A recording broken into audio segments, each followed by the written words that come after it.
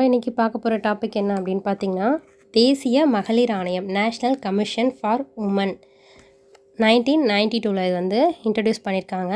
தோற்றம்: பெண்களின் நலனை பாதுகாக்க 1990 இயற்றப்பட்ட தேசிய மகளிர் ஆணைய சட்டம். தேசிய மகளிர் ஆணைய சட்டம் அப்படின்னா கேட்டாங்கன்னா 1990. சட்டத்தின் கீழ் 1992 ஜனவரி 31 1992ஆம் ஆண்டு ஜனவரி மாதம் 31ஆம் தேதி மகளிர் ஆணையம், தேசிய மகளிர் ஆணையம் அமைக்கப்பட்டது.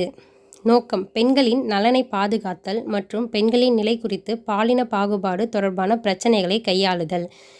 நோக்கம் என்னென்னா, பெண்களை பாதுகாக்கிறது, பெண்களோட நிலை குறித்து பாலின பாகுபாடு தொடர்பான பிரச்சனைகளையும் கையாளுறது தான்.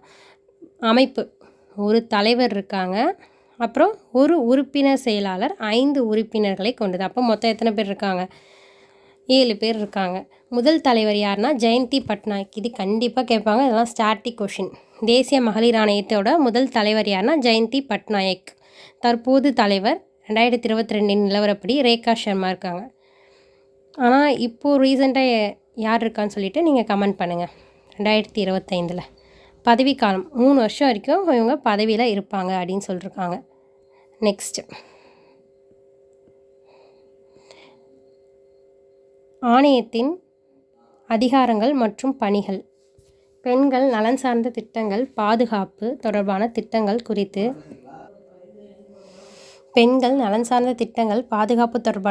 குறித்து மத்திய மாநில அரசுக்கு பரிந்துரை செய்யணும்.